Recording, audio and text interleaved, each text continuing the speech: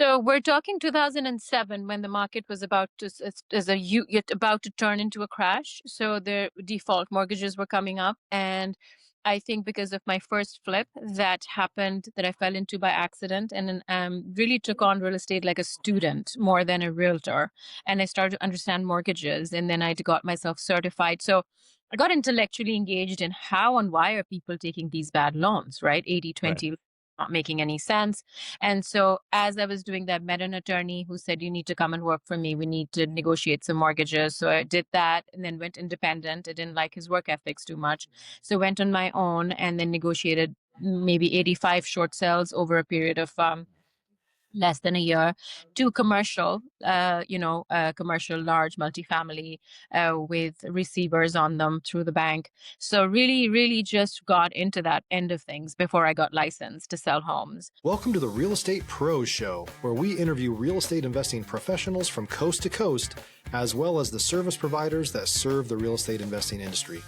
Our goal is simple: share what's working now to help you improve and scale your business to the next level and meet the pros that can help you get there.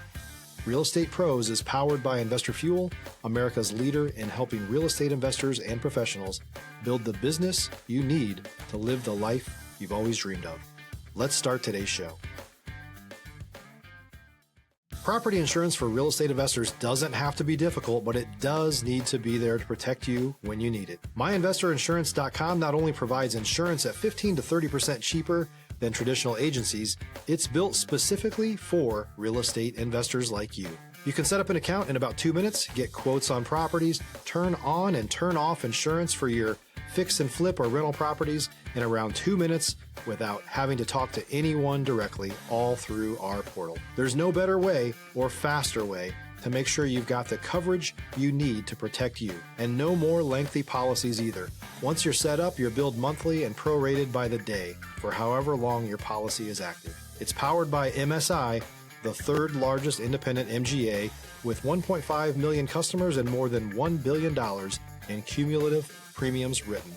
Get set up today in about 2 minutes at myinvestorinsurance.com/fuel. Hey, folks, welcome back to the show. Today's guest, Ambreen Faruqi, is a licensed real estate broker in New York who leads her team, the Faruqi team. She has been investing in New York for 14 years. Ambreen, welcome to the show. Thank you for having me. Thank you so much for having me here. You did a precise introduction. I will just edit a few things in that if that's okay. So I did start out first as an investor, actually. I flipped my first property. My husband was a broker when I met him. And so I did the fastest flip in New York, probably all within 3 days.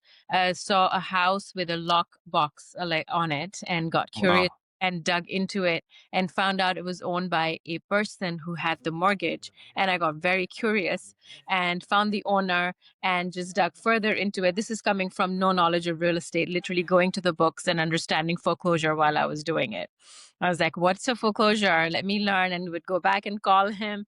And my husband didn't take me very seriously, but 3 days later, I was like, I think I'm in contract. So, and then we're talking like when you could flip like 3 times. So I got that into contract before I closed on it. I had a buyer for it, and then somebody else bought it from me. So So you were mentioning you got started on the investor side of the business. yeah.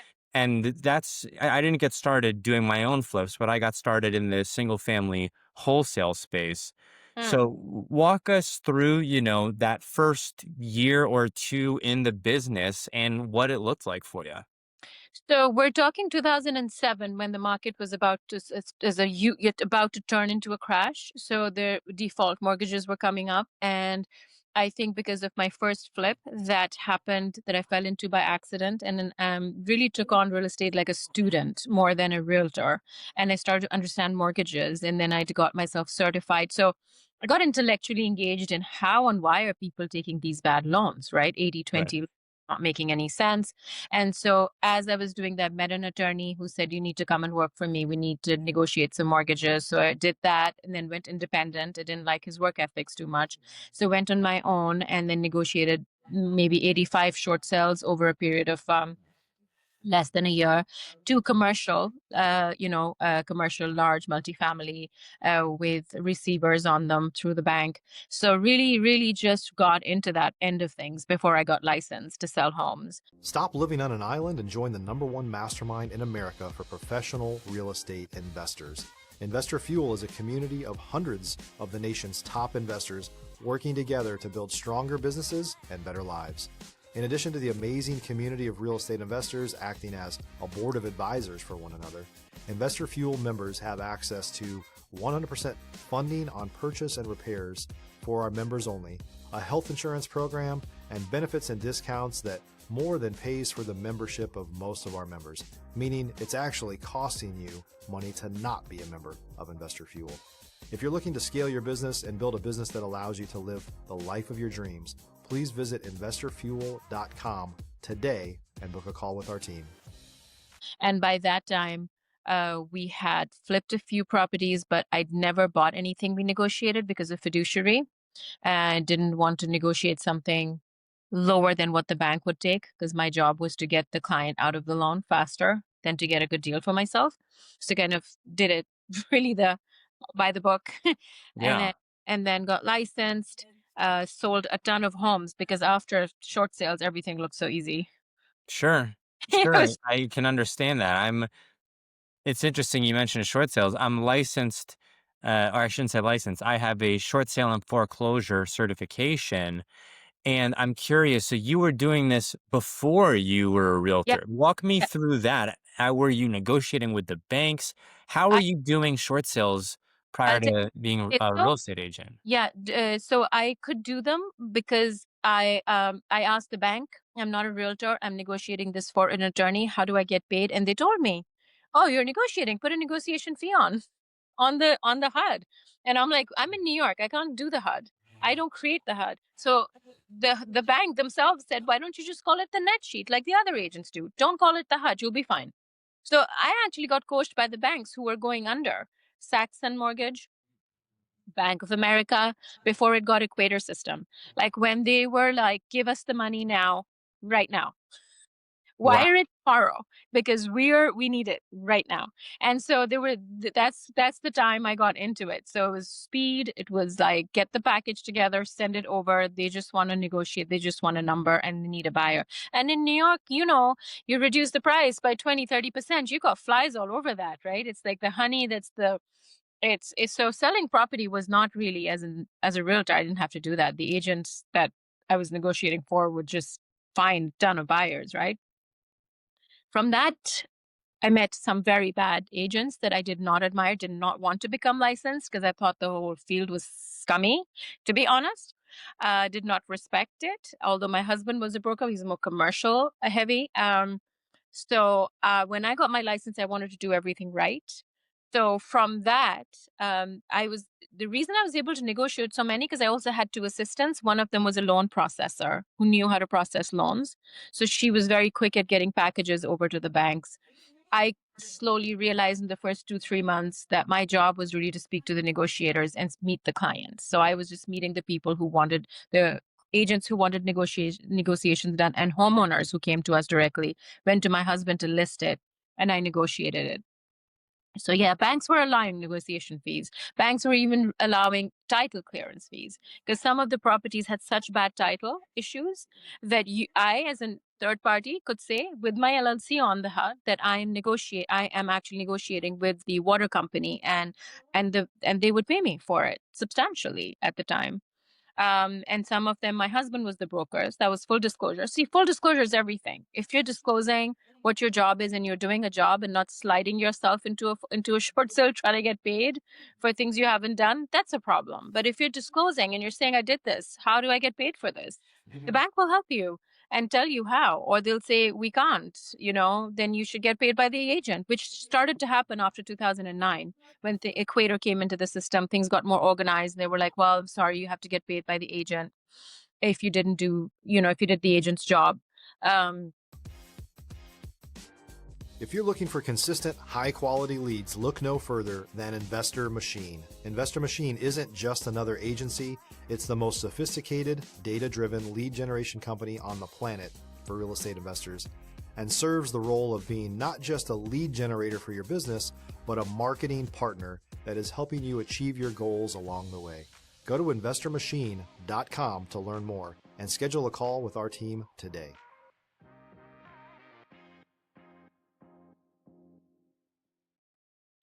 So all of this changed in front of my eyes, and as the market got healthy by 2012, I was licensed. I got my own license and just really came on as an educator to my clients. So anytime I met someone, I would be like, before you sign a listing agreement, please read it. You're going to be locked with me for 6 months, and you should have an out for that. So with me, you have an out. If you don't like me, you should be able to get out. So I became that agent that kind of changed things around, and I loved it, and I still love real estate and service and flipping. Flipped a few houses, maybe altogether fixed and flipped 6, 7 houses. Not my favorite model, I will tell you. I don't like the pressure and projection that comes from a flip. You've got to do it within 9 months, otherwise your projection's off, right? Because you don't know, especially now, right now. And some parts of 2020 were like that too. So also managed an Airbnb through this time, bought 2 Airbnb homes, Airbnb them. I think our favorite model is buy and hold rental income for sure. I think there's a lot that can be said about finding the segment that best suits you. I tell So people, much. if you don't like hosting, Airbnb is not for you. But Oh, at the same point in time, if you uh, never want to have to ever process an eviction, you might not want to go into, long-term buy and holds. I want to ask you a granular question so well about said. that So well, short sale time period. yeah, You had mentioned, because you were able to, because you were disposing everything, you were able to collect a fee. yeah. Were you at that point in time more so representing or working with the sellers, meaning you would go to the sellers and say, hey, let's short sale your home? Or was there an angle there where you are working with investors who wanted to buy their property as well? So if I was investing representing the investor, I was the buyer's agent. Okay. So I would be the buyer's agent assistant. So I would get paid by the buyer's agent. So there were situations where the listing agent would come to me and say, I can't negotiate this. Can you negotiate this? And then I would be like, yeah, and I have a buyer for it. My husband would be the broker, and we would have our own database of investors who were, because by that time we had become very known. Then I would be the buyer's agent assistant, basically. Right. Um, hmm so there were a few hats, but it was always full disclosure. So that's the thing. I couldn't wear this hat and that hat. My husband couldn't be the broker while I did this unless I cleared the title too. Right. Right. Right. So there were times they would be right on the title report, fire department lien. Now that's knocking on the fire department door a lot to remove that. Our fire department in New York is not easy to remove a lien, or it's a vendor that provided services for someone at that house and they never got paid, and I have to negotiate that lien because it's lien number 3, the carpenter. Sure. First loan, second loan, and carpenter, or a contractor. So if I did those negotiations, I did ask for compensation for them right on the head. And I called it the net proceed sheet. I sent it to the attorneys. And this is technicalities people don't really understand, but they're not that hard to do. You create the net proceed sheet, you send it to the attorney calls it a HUD because they're finalizing those numbers, sending it to the bank for approval. The only catch to all of this was that I had to be there for every closing. Kind of became the closing agent for the bank because I was the authorized party. So in a situation, I remember I delivered my son and there was a closing. It had to happen. Bank was not extending. And I went literally 6 days after delivering him to this closing. Oh my goodness. I That's dedication right there. I do yeah. want to pivot, Ambreen, and ask you about the investing side. So you got in on the short sale side, effectively negotiating the short sales with the banks, either representing the seller or being an assistant to the buyer's agent. Now, when we talk about your investments in your personal portfolio, you mentioned fix and flips. You also mentioned, buy and holds. Yeah. These days, of course, if we compare it even to 5 years ago, it's a Yeah. different ball game entirely. What 100%. are the deals that you're looking at, or what segment of real estate are you looking at for investing these days? If you're a new or newer real estate investor looking to launch or grow your real estate investing business, please check out Investor Fuel Club. It's a coaching community, but unlike anything you've ever seen before. And you can actually partner with members of our mastermind from coast to coast on deals right in your market. There's no better opportunity to build a consistent business than to literally partner with pros to help you avoid costly mistakes, avoid the need for capital to do deals, and help you eliminate your fears as you're starting your business. Learn more about Investor Fuel Club at investorfuel.com/club. For myself, and it's different from how I advise a client. For Sure. myself personally, for us, we have been increasing our cash flow properties upstate New York. It's a part of the country that I feel has great returns, cash and cash return, if you know what you're doing and you have the right team in place, which we do. We bought over there maybe 12, 13 years ago, and we've been there all this time. Bought some, sold, rented, then sold, fixed them, bought more. So we're still there. Now I'm looking at potentially buying land just because it's very hard to say if there's going to be another depression crash upstate New York, or they're going to Yeah. put factories and it's all going to boom. It's very hard to say, but I think we'll have a good time frame before it goes either way to be able to read it. Right now, it's a standstill. Very Now, hard. Mm. your investments in upstate New York, are these in the single family space? Are they all single family? 4 family, 6 family, 2, 2, 2. Okay, so small multis effectively. Uh, Yeah. a lot of people will be looking at, hey, I'm getting into real estate, I'm getting into real estate investing. Which asset class is right for me? Yeah. You chose the small multi-family space. Was there a reason you went small multi instead of, say, single family, like Airbnb model, or long term, rent out a single family home? Yeah, good question. We did Airbnb. I didn't like it. I thought it was very heavy in management. We gave it to a management company, which left very little for profits. We did use that vacation home. I owned it up until last month. We did purchase large multifamily, over 120 units, along with other groups. So we did do large pool investment, and sold it for a decent return, R&R. Been done. It's a much more management heavy model. So for lifestyle choice, I always tell people, before you think about investing, think about the lifestyle you want. You can adopt a problem that does pay you a decent amount, but then what is the quality of your life? And that's really where you should be starting. What quality of life? That comes first. Absolutely, And absolutely. unfortunately, I don't think enough people do that. They're just like, "Oh, I want to invest in real estate. That looks good. That looks good." I'm like, "Yeah, but you're going to drive. Are you okay with this long distance?" So, just to tell you, Dylan, upstate New York was an accident for us. What we bought for very little. It was nothing. I was like, "Okay, if it doesn't work out, it'll be okay," but it did. And then we got our attention when we started to see our returns. And I was like, this is insane, 32% return on money. Like, how could anyone match that? And so it got us more interested. While we were selling houses in the city, upstate was really not where our attention was. But as we changed the quality of our life and wanted to, kind of restructure the quality of our life, that's where our attention went, is to add to that portfolio. I want to ask you about your team, the Faruqi team. Yeah. Uh, the agents on your team, are they all investor friendly agents? So my team is basically led by myself and my husband, and we're very, very investor friendly. So when you say investor friendly, what do you mean? Like, do we like investors as our clients? So, yeah, exactly. I only like investors as my clients. First time buyers are a very different mindset. And I think that requires a very different kind of agent. I don't think the same person who has the patience to work through the details of a single family first time buyer is the same person that's going to do investment. I really believe it's tapping into a very different type of service.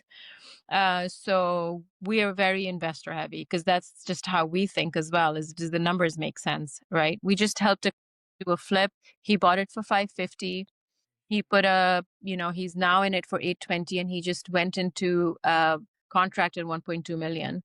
And he did that with us over a period of 9 months to a year. He's very happy with it. It was his first flip. His father is a contractor, I will tell you. That's why we felt comfortable with him taking on such a big project.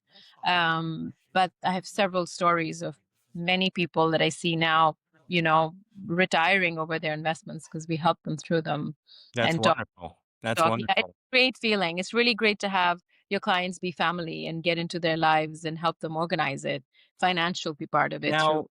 Now, when we talk about working with investors, I'm a realtor myself, and I've struggled with this. I'm sure there's other realtors who may be listening to this or may have the same question.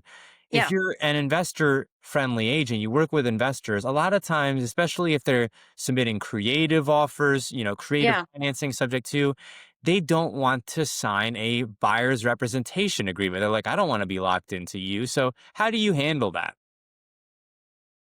I don't think that anybody should ever feel like, especially an investor, uh, you're asking me how do I handle the objection from a buyer investor who's saying, why should I get myself tied up into you? I would say, why wouldn't you? In fact, how would you find a property any other way? We get to have access to things that are not on the market. And if you want me to go outside of that and look at listings that are expired, that didn't sell, that I have access to, or for sale by owners, or people who are not on the market, and still you want me to go and approach them in ways that you can't, I think you would need an agent to do that for you. And then, it's an investor, right? So you could give it a shot for 2 months and see, and then they'll be like, wow, yeah, they are reaching people I'm not seeing on Zillow. I didn't see that property on Zillow. And they'll stick around if they see that you're working for them to do that. I think it's a loyalty thing. And I think we're reaching an age right now where I personally don't want to convince anyone to work with me. Hey, I'm with you. I think that It feels question out of was as integrity. much for myself as it was for anybody else. I've dealt with this. Yeah. Ambreen, we are coming up on time here, though. Where can folks go if they're in the New York area? They'd like to reach out to you. Maybe they have a deal in upstate New York, for instance, they'd like you to take a look at. How can folks get in contact with you? They can call me. My phone number is right there, 917-841-1008. That's my personal number. And also they can reach me on my webinar, which is faruqiteam.com/webinar. I do webinars, so they can come and reach me and see me and watch me run some of them and educate them through that. So that's one way to do it. Or if they want to be more active and get right on it, they could just give me a call. Ambreen, thank you so much for coming on the show today. Thank you for your time, Dylan. It was a pleasure. Thanks for joining us for today's Real Estate Pros Show. You can learn more about the amazing benefits of the Investor Fuel Mastermind community, including surrounding yourself with hundreds of other rock stars, 100% financing for your deals, and members-only discounts from vendors you're likely already using that, as a member of Investor Fuel, will save you more than the cost of your membership. Visit investorfuel.com to learn more. If you're interested in joining us as a guest of this show, please visit investorfuel.com/pros to apply. You can also check the show notes for access to free resources, how to get access to world-class lead generation, and much more. Don't forget to subscribe so you never miss another episode. Have a great day. We'll see you on the next show.